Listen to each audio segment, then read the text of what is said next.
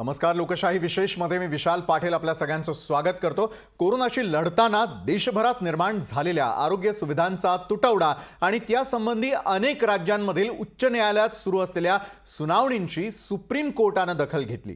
कोरोनाशी लढताना देशभरामध्ये निर्माण झालेल्या आरोग्य सुविधांचा तुटवडा आणि त्यासंबंधी अनेक राज्यांमधील उच्च न्यायालयात सुरू असलेले जे खटले होते त्यामध्ये अनेक ठिकाणी जे आहेत या ठिकाणची याचिका दाखल करण्यात आलेली होती. ऑक्सिजन असेल, औषधं असतील, तसंच इतर महत्त्वाची साधन सामुग्रीच्या पुरवठ्यावरून सुप्रीम कोर्टाने आता केंद्र सरकारला थेटपणे नोटीस बजावली आहे. सुप्रीम कोर्टाने कोरोनाशी लढण्यासाठी राष्ट्रीय स्तरावरती काय तयारी केलेली आहे याची माहिती देण्यास सांगितलंय आणि यामध्ये लसीकरणाचा समावेश आहे. यात दिल्ली, मुंबई, सिक्कीम, मध्य प्रदेश, कोलकाता आणि अलाहाबाद या शहर आणि राज्यांचा यामध्ये खरंतर समावेश आहे. नाशिकमधील ऑक्सिजन गळतीवर राज्याच्या महाधिवक्त्यांना भूमिका स्पष्ट करण्याचे निर्देश एका बाजूला हायकोर्टाने दिले आणि त्यामुळे देशातील परिस्थितीची गंभीर दखल घेत सुप्रीम कोर्टाने केंद्राची कान उघडणी केली आहे. यावरच करणार आहोत चर्चा आजच्या लोकशाही विशेषमध्ये.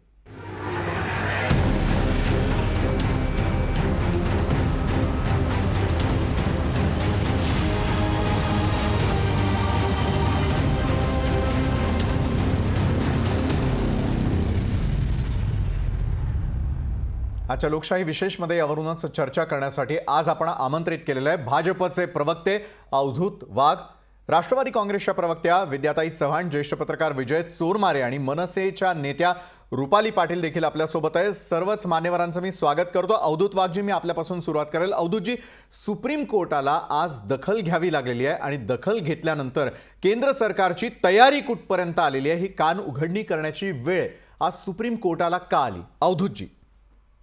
आता हे कान उघडणी वगैरे हा शब्द तुमचा आहे. मला असं वाटतं की आपण खूप सिरियस चर्चा करूया आणि याच्यामध्ये कुठेही पॉलिटिक्स आणूया नको. हा राष्ट्रीय आणीबाणी सदृश्य प्रश्न आहे आणि सुप्रीम कोर्टाच्या त्यांच्या आजच्या सुनावणी दरम्यान सुद्धा त्याने आणीबाणी हा शब्द वापरलेला आहे, हे मी तुमच्या नजरेला आणून देतो. त्याचबरोबर जसं तुम्ही म्हणालात तसंच अनेक ठिकाणी अनेक हायकोर्ट्समध्ये याचिका दाखल केलेल्या आहेत. या सुप्रीम कोर्टाच्या सुनावणी बरोबरच नागपूरच्या उच्च न्यायालयाच्या खंडपीठाने राज्य सरकारवर पण ताशेरे ओढले आहेत. त्याला आपण म्हणायचं का राज्य सरकारची कानउघडणी केली? आता आपण कृपा करून असं बोलूया नको. नाही, राज्य सरकारला देखील ही जबाबदारी घ्यावीच लागणार आहे. अवधूत वाघजी, राज्य सरकारचा देखील मी उल्लेख केला, त्यामध्ये कान उघडणी त्यांची देखील झालेली आहे. अवधूतजी, तुम्ही मला बोलले ऐका. बोला. तर आपण राजकारणाच्या पलीकडे जाऊन मानवतेच्या दृष्टिकोनातून केंद्र आणि राज्य संबंध जे आहेत, आपल्याला प्रत्येकाला जी जबाबदारी दिली आहे त्याच्यामध्ये आपण बोलूया. नक्कीच अवधूतजी. आणि म्हणून तुम्ही जे म्हणालात तर ऑक्सिजनचा तुटवडा निर्माण झालाय, जरूर निर्माण झालेला आहे आणि अशी अपवादात्मकरित्या अशी युद्ध सदृश्य परिस्थिती निर्माण होते. आता साधारण 20 राज्यांनी केंद्राकडे साधारण 6,700, मी अप्रॉक्सिमेट सांगतो, 6,700 मेट्रिक टन पर डे एवढा लिक्विड नायट्रोजनचा पुरवठा करण्याची मागणी केलेली आहे आणि 21 तारखेपासून म्हणजे आजच्या दिवसापासून 6,800 मेट्रिक टन पर डे एवढा ऑक्सिजनचा पुरवठा करण्याचं केंद्राने सुरू पण केलेलं आहे. म्हणजे मागितलेल्या पेक्षा जास्त. आता शेवटी डिमांड आणि सप्लाय मध्ये एकाच आणि 2 दिवसाचा गॅप होतो आणि तो होतोय, कारण तुमचे ऑक्सिजन तयार कुठे होतं आपण लक्षात घ्या. सर्व स्टील प्लांट मध्ये, रिफायनरीज मध्ये हे ऑक्सिजन तयार होतात. वैजाग स्टील प्लांट मधनं ऑक्सिजन येणार, तो दक्षिणेकडे जाणार. बोकारोकडनं जो येणार तो ईशान्येकडच्या राज्यांना मिळणार. नंतर आपल्या जवळ असलेलं जे रायपूर जवळ स्टील प्लांट आहे तिकडचा आपल्याला येणार. तर त्याच्यामुळे हे लॉजिस्टिक आहे, हे पण समजून घ्या. या सर्व लॉजिस्टिकचा आता मध्यंतरी माननीय मुख्यमंत्र्यांनी सांगितलं की ऑक्सिजनचा पुरवठा विमानाने करा. तर विमानाने करणं शक्य नाहीये, पण त्याला कदाचित कल्पना नव्हती, त्यांचा दोष नाहीये. परंतु या काही गोळ्या किंवा मेडिसिन नाहीयेत. तर हा ट्रक न येतो, कारण त्याचे जे टँकर आहेत, लिक्विफाईड ऑक्सिजनचे जे टँकर आहेत, स्पेसिफिक टँकर असतात, तेवढा प्रेशर घेण्याची क्षमता असलेले टँकर असतात. आता हे टँकर रेल्वेकडे नाहीयेत. मग आपण काय केलं, हे टँकर आरओ केलं, रोड ऑन रोड. म्हणजे हे सर्व टँकरच्या टँकर आपण रेल्वेवर चढवले, आणखी फास्ट ट्रॅकने आणले.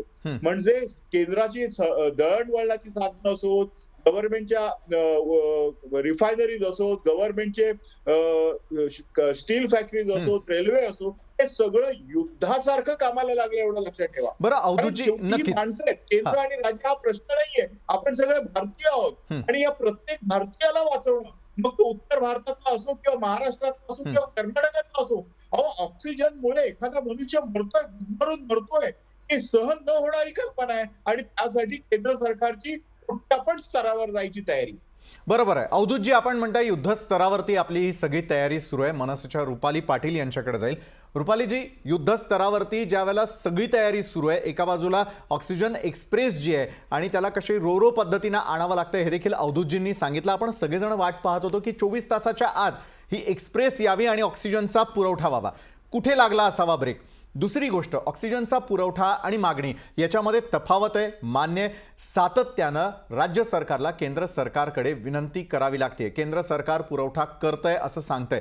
सध्याची जर आपण परिस्थिती पाहिली, राज्यामध्ये लसींचा तुटवडा असेल त्यावरूनही राजकारण झालं. दुसरीकडे ऑक्सिजनचा जो पुरवठा आहे तो देखील लवकरात लवकर सुरळीत व्हावा. खरोखर युद्धजन्य परिस्थिती असताना युद्धजन्य परिस्थितीच्या नुसार आपली तयारी झाली आहे असं आपल्याला वाटतं का रुपालीजी? सर्वसामान्य माणूस बाहेर बघतोय, अनेक जणांना मरताना आपणही रोज बघतोय. नाशिकमधली परिस्थिती असेल, चंद्रपूरमधली परिस्थिती असेल, अनेकांनी आपले नातेवाईक गमावलेले आहेत. रुपालीजी, मी भाजपच्या अवधूत भाऊंचं आभार मानेल की त्यांनी मान्य केलं की ही आणीबाणी आहे, युद्धाची परिस्थिती आहे. परिस्थिती आल्यानंतर आमचा ना राज्याला आम्ही चांगलं म्हणत नाही आहोत आणि तुम्हालाही म्हणणार नाही, कारण का तुम्ही दोघंही तुमच्या इंटरनल राजकारणामुळे आज ही परिस्थिती आमच्या सर्वसामान्य लोकांवर ओढवलेली आहे. हे तितकंच सत्य. त्यांनी जो काही अभ्यास सांगितला की उत्तरेकडनं कुठे जाणार, कशा रो मधनं येणार, आत्ता आमच्या अभ्यासाची परीक्षा किंवा हे सगळं बघण्याची तयारी नाही. कोरोनाची दुसरी लाट येणार आहे हे जागतिक वर्ल्ड यांनी सांगितल्यानंतर सुद्धा केंद्राने तयारी काय केली? केंद्रानंतर विषय येतो राज्याचा. राज्याने काय केलं? तर केंद्राने काय केलं, जिथे त्यांची भाजपची सत्ता नाहीये तिथं त्यांचे नको ते विषय घेऊन आतापर्यंत त्यांचं राजकारण चालू होतं. राज्य सरकार त्यांना उत्तर देण्यात व्यस्त होतं आणि ही कोरोनाची लाट उफाळली. आज ऑक्सिजन नाही मिळते म्हणून लोक मिळत आहेत. नाशिकमधली घटना तर दुर्दैवी आहे. ऑक्सिजन असून लिकेज झाल्यानंतर तिथल्या कर्मचाऱ्यांच्या निष्काळजीपणामुळे आज 22 ते 25 जण जात आहेत. लक्षात घ्या, ही झालेली हानी ना केंद्र सरकार भरून देणार आहे ना राज्य सरकार भरून देणार आहे. जेव्हा आपण सत्तेवर बसतो तेव्हा आपलं काम आहे की आपली जनतेचा एक एक घटक जगला पाहिजे आणि त्यांना तुम्हाला जगवता आलं पाहिजे. आज महाराष्ट्रात रेमडेसिवीर नाहीये. त्याचा जो काही खेळ झाला, मला नावं कुणालाच आता ठेवायची नाहीयेत. आज जे काय आपले आरोग्य मंत्री आहेत ते सुद्धा पाया पडायला लागलेत केंद्राच्या, कारण का हतबल झालेत. काही ज्या गोष्टी मिळायच्या आहेत त्या केंद्राच्या अखत्यारीत आहेत आणि ज्या काही गोष्टी राज्याला करून देण्याचं स्वातंत्र्य आहे ते केंद्र त्यांना देत नाहीये. म्हणूनच सन्माननीय राजसाहेब ठाकरेंनी लसीच्या संदर्भात असू द्या, राज्याला, म्हणजे आम्ही तर सत्तेत नाही आहोत परंतु तरी सुद्धा महाविकास आघाडीला तुम्ही अधिकार द्या, कारण का ते खुर्चीवर बसलेले आहेत. तुमच्या दोघांच्या भांडणामध्ये एक एक माणूस किड्या मुंग्यासारखा मरतोय. याचं भान केंद्रानेही ठेवलं पाहिजे, राज्यानेही ठेवलं पाहिजे. आता तुम्ही कारण सांगू नका की आम्ही प्रयत्न करतोय. आता याच्या पुढे तुम्ही आम्हाला रेमडेसिवीर दिलं पाहिजे, ऑक्सिजन दिला पाहिजे. तो कुठल्या रोनी आणायचं तो तुमचा विषय आहे आणि आम्हाला बेड पण मिळाला पाहिजे. ही लोकांची भावना आहे, हे लक्षात घ्या. राजकारण गेलं आता चुलीत, म्हणजे त्या राजकारणाचं नाव नाही काढायला पाहिजे खरं वास्तविक पाहता आपण आता या घडीला, पण हे सांगावं लागते.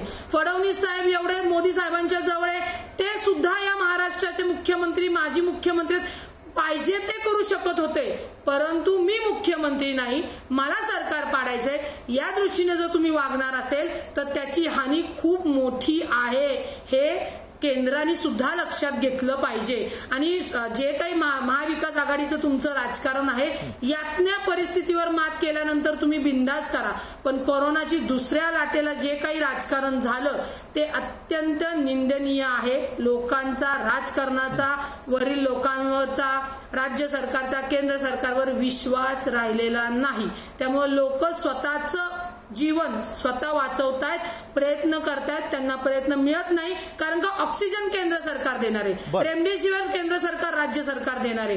मग कुठेतरी महाराष्ट्र राज्य सरकारने सुद्धा कठोर पावलं उचलणं गरजेची आहेत.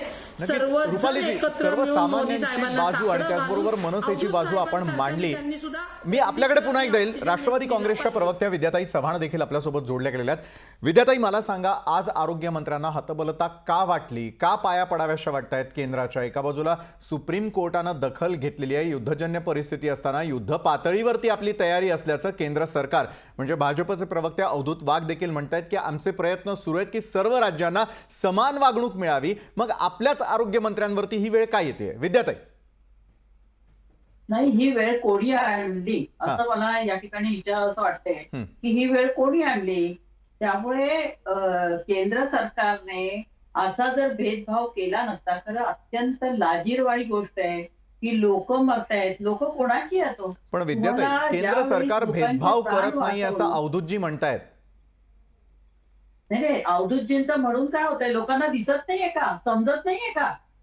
त्यांना जरी असं वाटत असलं की केंद्र भेदभाव करत नाही, तर केंद्राची खूप मोठी जबाबदारी आहे. केंद्राने हे सगळं बघून मदत करणं आवश्यक आहे, पण ती केलेली नाही. आणि हे वेळोवेळी गेले वर्षभरापासून आपण सगळं अनुभवतोय की करोनाची एक लाट गेली. आता 4 महिने ब्रीदिंग स्पेस आपल्याला मिळाला होता, त्याच्यामध्ये आपल्याला खूप काही करण्यासारखं होतं. केंद्राने पण खूप काही केलं पाहिजे होतं, पण केंद्राची ही मोठी जबाबदारी असताना केंद्राने ती पार पाडलेली नाही, हे खेदाने सांगावं असं वाटतंय.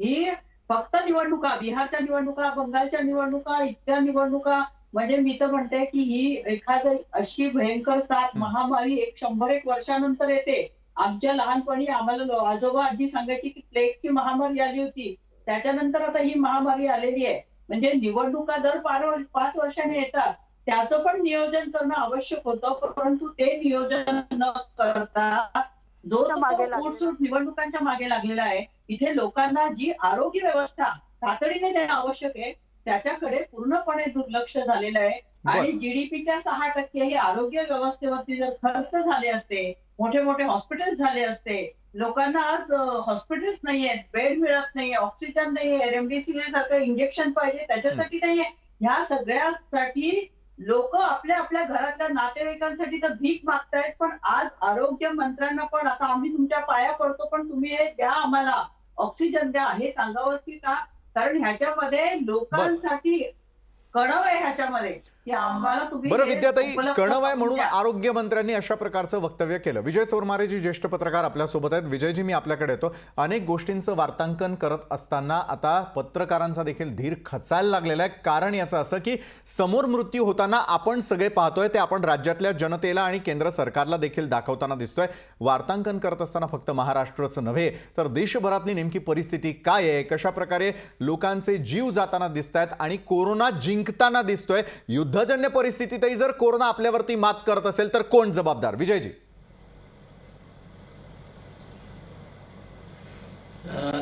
विशाल, पहिल्यांदा आतापर्यंत जे तिन्ही याच्यात सहभागी जे पक्षाचे प्रवक्ते या कार्यक्रमात सहभागी लोक आहेत त्यांनी खूप महत्वाचे मुद्दे मांडलेत. अगदी अवधूत वाघ, रुपाली पाटील आणि विद्याताईंनी सुद्धा. एकूण परिस्थितीचं गांभीर्य खूप मोठं आहे आणि अशा परिस्थितीत आज आपण या गोष्टीचं सुप्रीम कोर्टानं स्वतःहून दखल घेतलेली आहे. या अनुषंगाने आपण चर्चा करायला जमलेलो आहे. तर मला असं वाटतं की खरं तर एरवीच्या परिस्थितीत सुप्रीम कोर्टानं एखाद्या परिस्थितीची गंभीर दखल घेणं हे देशवासियांना मोठा दिलासा वाटण्याजोगी परिस्थिती होती. पण आज अशी परिस्थिती आहे की सुप्रीम कोर्टानं इथं दखल घेतल्यानंतर आपण इथं दिलासा वाटत नाही, उलट काहीतरी हे संशयास्पद आहे असं वाटायला लागतं. कारण सुप्रीम कोर्टाचा आतापर्यंतचा गेल्या अलीकडच्या काळातला व्यवहार हा फारसा संवेदनशील राहिलेला नाही. आपण कोरोनाची पहिली लाट आणि त्यानंतर जे स्थलांतरित मजुरांचं स्थलांतर आणि देशभर जी काही वाताहत झाली त्यावेळी सुप्रीम कोर्टानं जो काही व्यवहार केला तो जर सुप्रीम कोर्टाचा व्यवहार बघितला आपल्याला तर आताच एकूण सगळ्या प्रकरणाच्या संदर्भात सुप्रीम कोर्ट फारसं गंभीर होतं असं नाही. आता खरं तर जिथली हायकोर्ट फार गंभीरपणे या गोष्टींची सुनावणी घ्यायला लागले केंद्राला, राज्यांना त्या संदर्भातल्या योग्य काय तुम्ही म्हणता जसं फटकार लगावणं वगैरे या गोष्टी करायला लागल्या आहेत.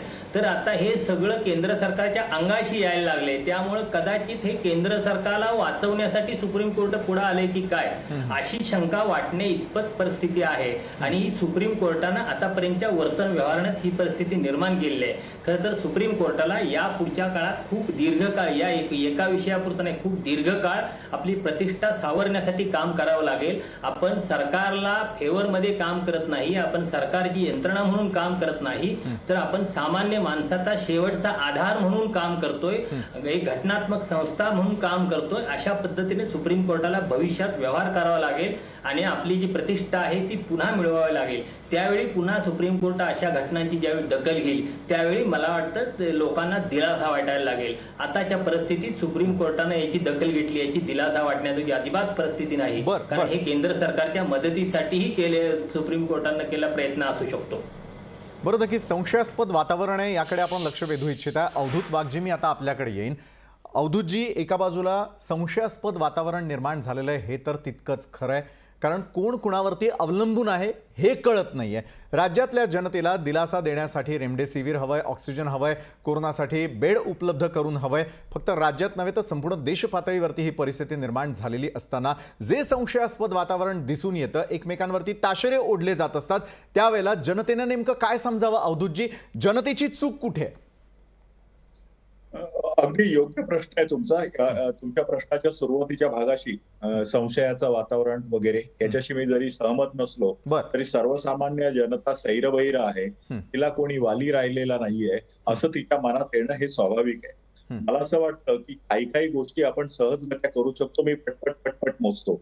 तर बीएससी नर्सिंगचा 3 वर्षाचा कोर्स आहे. 3rd इयर बीएससी नर्सिंगला असलेल्या ज्या शिकाऊ परिचारिका आहेत त्या परिचारिका आता घरी गेलेल्या आहेत कारण कॉलेजेस सुरू नाहीत. याच परिचारिकांना इमर्जन्सी ड्युटीमध्ये बोलवून 1 वर्ष तुम्ही या कोविडमध्ये काम करा आणि तुम्ही बीएससी पास आहात असे आम्ही डिक्लेअर करू. That is a part of your curriculum. हे आपण राज्यातर्फे करू शकतो. अशा तऱ्हेने साधारण 7,000 नवीन परिचारिका आपल्याला ताबडतोब मिळू शकतात.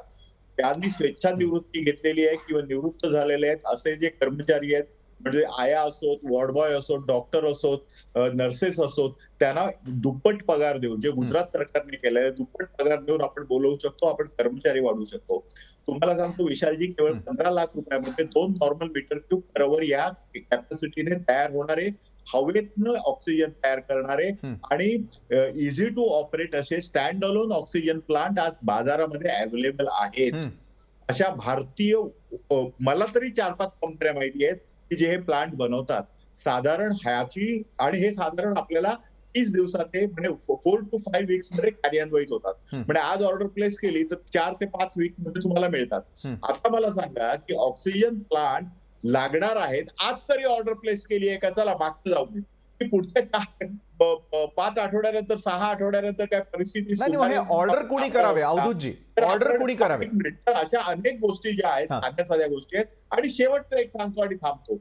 ऑक्सिजनचा प्लांट मुंबईमध्ये आपण बसलेलो आहोत. मुंबईमध्ये 3 ऑक्सिजनच्या कंपन्या होत्या. एक होती इंडस्ट्रियल गॅस, दुसरी होती बॉम्बे ऑक्सिजन आणि तिसरी होती इंडियन ऑक्सिजन. या तिन्ही कंपन्या विद्याताईंचे सरकार 1999 पासून 2014 पर्यंतच्या 15 वर्षात बंद झाल्या. चेंज ऑफ युजर केलं आणि ती इंडस्ट्रियल लँड बिल्डरच्या घशामध्ये घातली. त्यामुळे शेवटी इंडस्ट्री आणखी आपण हे एकत्र जगत असतो. प्राणवायू आणि गॅसेस तयार करणाऱ्या कंपन्याच जर आपण बंद करून टाकल्या, आपण इंडस्ट्रीला वाढूच दिलं नाही, सगळीकडे वसुलीखोरी आणि खंडणीखोरी केली, तर इंडस्ट्रीज महाराष्ट्रामध्ये राहणार का? हा पण एक विषय आहे. त्यामुळे एका मोठ्या परिक्षेपाकडे जर पाहायचं झालं तर आपल्याला सर्वांना सहजीवनाची आवश्यकता आहे. आपण जसे शेतकरी, नागरिक, इंडस्ट्री, व्यापारी हे सगळे एकत्र मिळून जगले पाहिजेत आणि त्याच्यामुळे टाटा आणि बिर्लाना शिव्या द्यायच्या, रिलायन्सचे टॉवर तोडायचे. अवधूतजी, मला सांगा, प्लांट्स बद्दल तुम्ही माहिती दिली, ही ऑर्डर करण्याची जबाबदारी कुणाची? आरोग्य यंत्रणा उभारण्याची जबाबदारी आधी केंद्राची की राज्याची? कोण कुणावरती अवलंबून आहे? म्हणून मी आपल्याला हा प्रश्न केला की सर्वसामान्यांचा वाली कोण? काम करायची गरज आहे. नाही अवधूतजी, मग मला सांगा ना, सर्वसामान्यांचा वाली कोण? या प्रश्नाकडे मी येणार आहे आणि आपल्याकडनं उत्तरही घेणार आहे. एका छोट्याशा ब्रेक नंतर आम्ही लगेच परततोय.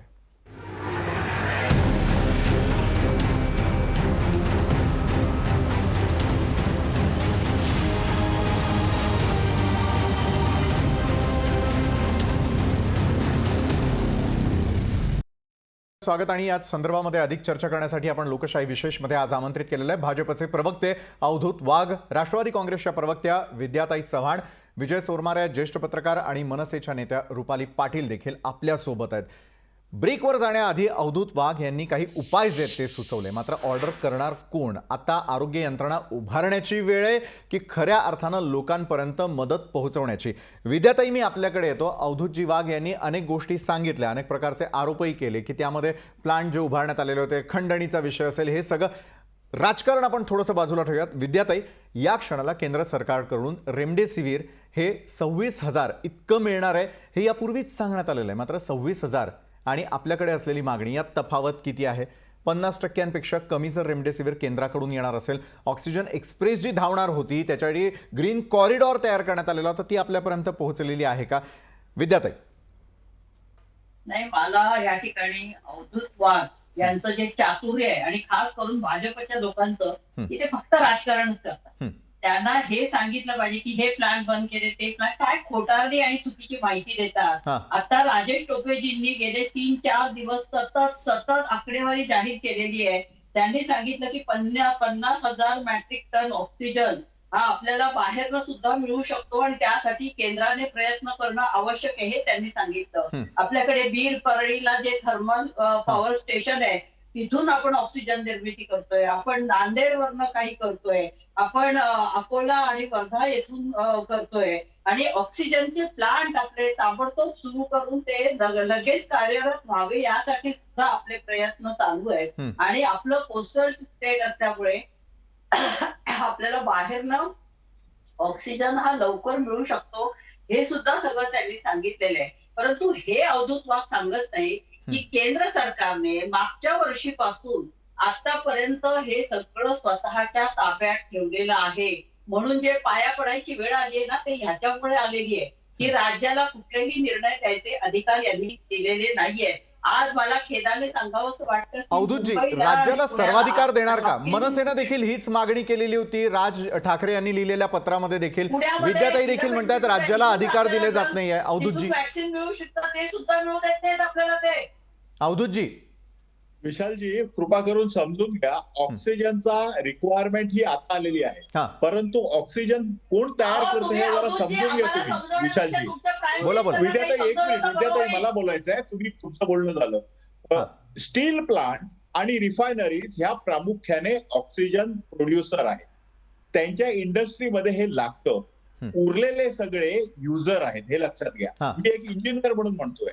आणि हे सर्व स्टील प्लांट जे आहेत ते केंद्र सरकारकडे आहे. तर जिंदाल सारखी तर कमी जे उदाहरण आपल्या मुंबईत सर्वात जवळचा स्टील प्लांट आहे मुकुंद स्टील.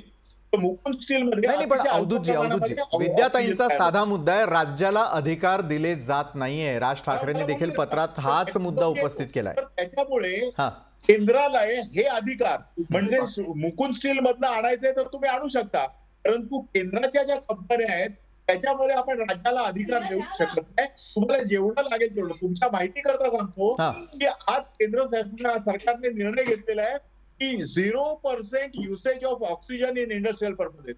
जेवढा ऑक्सिजन तयार होईल तो 100च्या 100% ऑक्सिजन कोविड साठी वापरायचा हा निर्णय घेतलेला आहे. आता तुम्ही औषधांचं बोलाल, औषध ओपन मार्केटमध्ये या 7 कंपन्या रेमडेसिवीर बनवतात, त्यासाठी आपण जाऊ शकतो.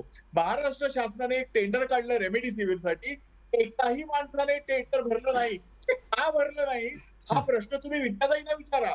टेंडरच्या कंडिशन जर एवढ्या हार्श असतील तर कोण मॅन्युफॅक्चरर, प्रायव्हेट मॅन्युफॅक्चरर येईल? हे सरकारच्या हातात नाहीये, प्रायव्हेट मॅन्युफॅक्चरर आहे. आणि निर्यात बंदी हे खोटं बोलतात आहेत. निर्यात बंदी म्हणजे एक्सपोर्ट साठी बंदी आहे, इंटर स्टेट सेल्स साठी अजिबात बंदी नाहीये. काय रेमडेसिवीर इंजेक्शन. बरं, राज्य सरकार त्यासाठी प्रयत्न करत नाही का? विद्याताई यांच्याकडे जाऊयात. रुपाली पाटील देखील हात उंचावतात. रुपालीजी, हवे तेवढी रेमडेसिवीर घ्या.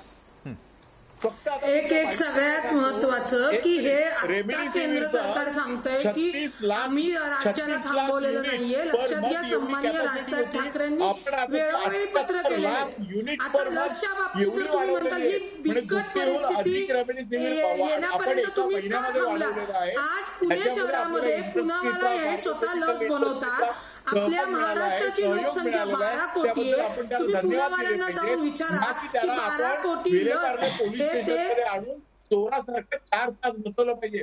रेमडेसिवीर बनवणाऱ्या कंपनीच्या मालकाला तुम्ही चोरासारखे 4 तास 12 पोलीस घेऊन पाठवता आणि तुम्ही त्यांच्याकडून सहकार्याची अपेक्षा करता. हे का चालवलंय?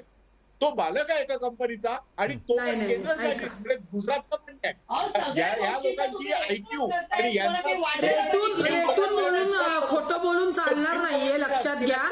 इथे मला अवधूत वाघ यांना विचारायचं आहे की पुण्यावाल्यांना का नाही मग केंद्र सरकारने मदत केली, महाराष्ट्राला लस घेऊन का नाही पुढे त्यांनी रिलीज केलं तुम्हाला? तुम्ही पहिल्यांदा इन्व्हेस्ट केली कारण ते शरद पवार साहेबांनी जाऊन त्यांना पहिली भेट केली म्हणून. हे राजकारण तुमच्या संपूर्ण महाराष्ट्राने जगाने बघितलेलं आहे. आणि तुम्ही जो माणूस म्हणताय ना, जो पोलीस चौकीमध्ये आणला होता, तर अडचण काय होती? जर त्याच्याकडे साठा होता तो तुम्हाला साठा देऊ शकतो, फडणवीस यांना साठा देऊ शकतो, मग तो महाराष्ट्राला साठा देऊ शकत नाही का?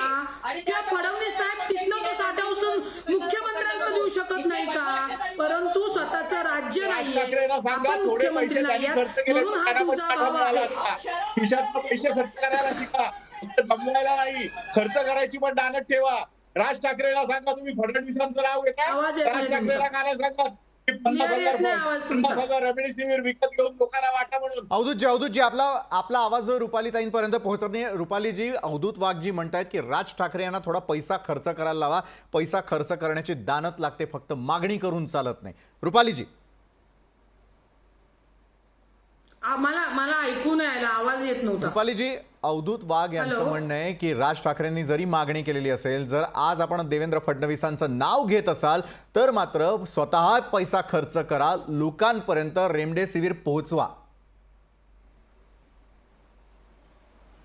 मला आवाज नक्कीच रुपालीजी, काहीतरी तांत्रिक अडचणींमुळे माझा आवाज आपल्यापर्यंत पोहोचत नाही. विद्याताई, जर एका बाजूला कारवाई केली जाते, देवेंद्रजी फडणवीस त्या ठिकाणी जातात, बरं त्या ठिकाणी कुणी काय राजकारण केलं त्याच्याशी आपल्याला घेणं देणं नाही, मात्र जर त्या ठिकाणी इतक्या मोठ्या प्रमाणामध्ये जर एखादा मालक साठा पुरवू शकतो तर तो राज्य सरकारकडे किंवा केंद्र सरकारकडे आला का? विद्याताई, अहो, इतकी साधी गोष्ट आहे. ते जैन जे आहेत ती त्या दिवशी एक्सपोर्ट करत होते रेमडेसिवीर. ते पार्ला पोलीस स्टेशनने त्यांचं विमानात करकोने जाताना तो स्टॉक पकडलेला आहे आणि त्या माणसाला तुम्ही का पकडलं म्हणून फडणवीस तिथे गेले होते. रेमडेसिवीरचे पैसे भरायला गेले नव्हते.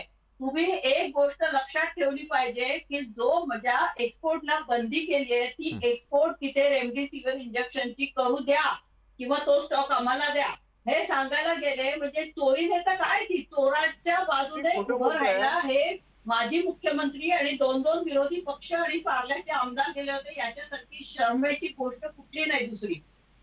इथे लोक मरतायत आणि तुम्ही सांगतायत की राज ठाकरेंनी पैसा द्या आणि पैसे कशाला कोणी द्यायला पाहिजे? सरकार घ्यायला. आणि हे रेमडेसिवीरचा स्टॉक फक्त राज्य सरकार किंवा केंद्र सरकारच त्याच्या परवानगीने पेशंट्सला डायरेक्ट हॉस्पिटलचा देऊ शकतोय.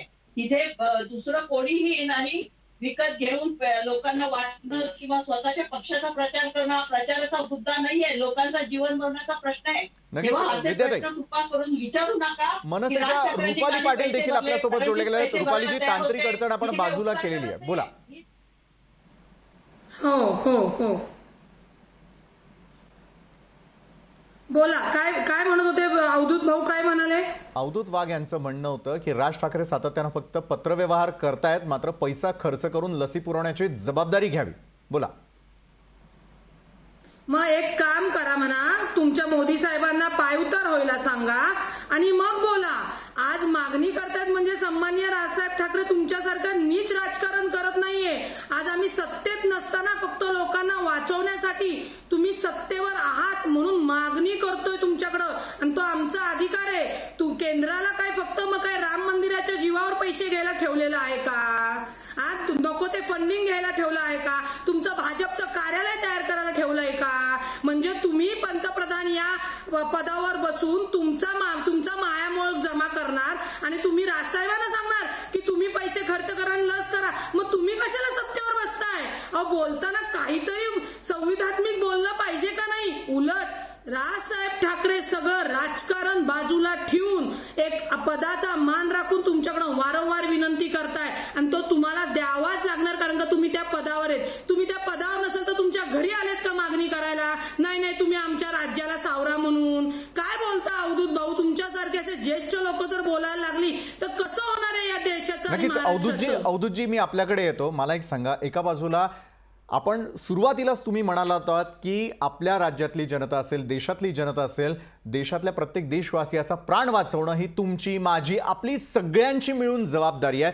मग यावेळेला केंद्र आणि राज्य अशी तफावत आपल्याला का दिसतेय? आपण राज्यासाठी असेल किंवा देशातल्या प्रत्येक व्यक्तीसाठी असेल, खरोखर तेवढा पुरवठा होताना दिसतोय का? मग तो लसींचा असेल, रेमडेसिवीरचा असेल, ऑक्सिजनचा असेल, बेड उपलब्ध होत आहेत का, व्हेंटिलेटर उपलब्ध होत आहेत का, याची आज विचार करण्याची वेळ आहे. अवधूतजी.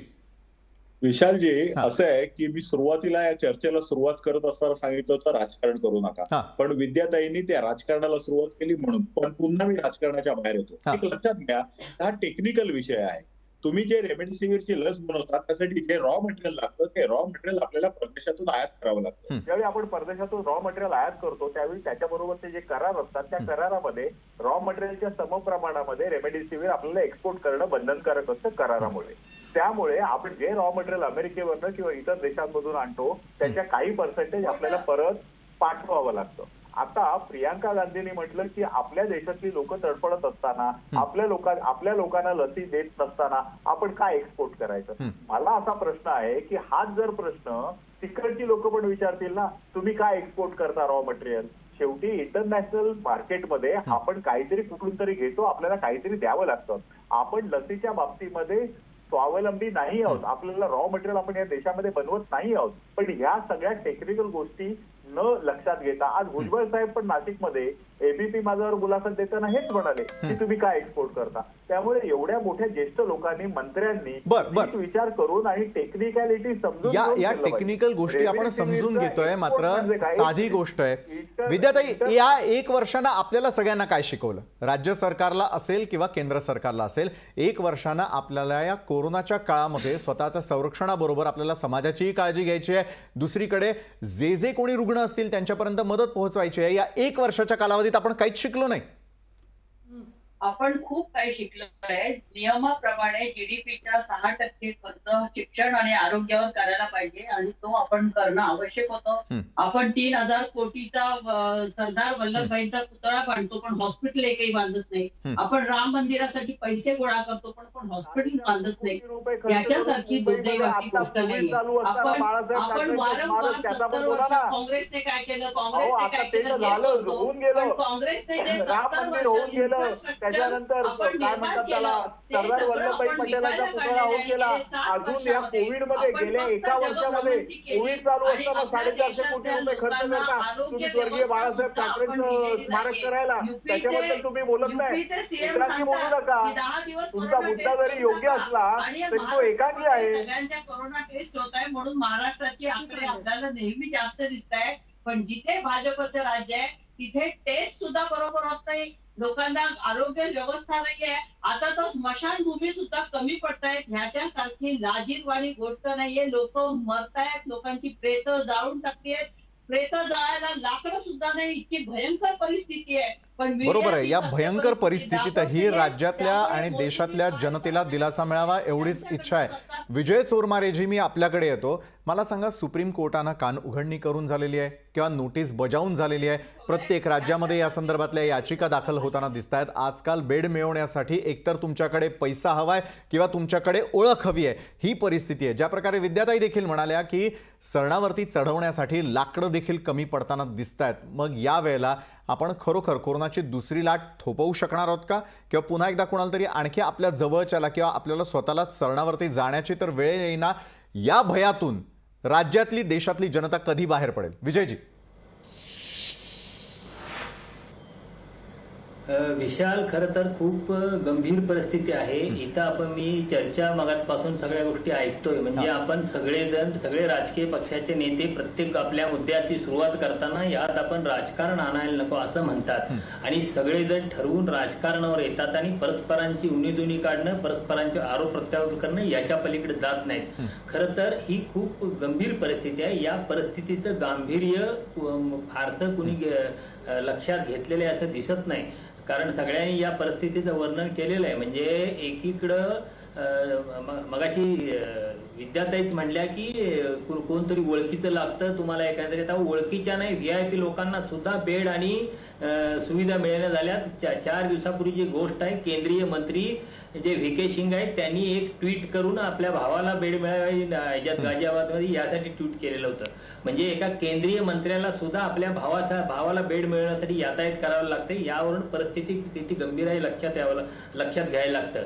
म्हणजे गेल्या महिन्यात अजितदादा पवार यांनी जाहीर सांगितलं होतं की तुम्ही शानपणानं वागा, सुरक्षित अंतर ठेवा, काळजी घ्या, नाहीतर तुम्ही अजित पवारला फोन केला तरी सुद्धा मी तुम्हाला बेड उपलब्ध करून देणार नाही. आता खरोखर तशा पद्धतीची परिस्थिती राज्यात आणि देशात सगळीकडे आलेली आहे.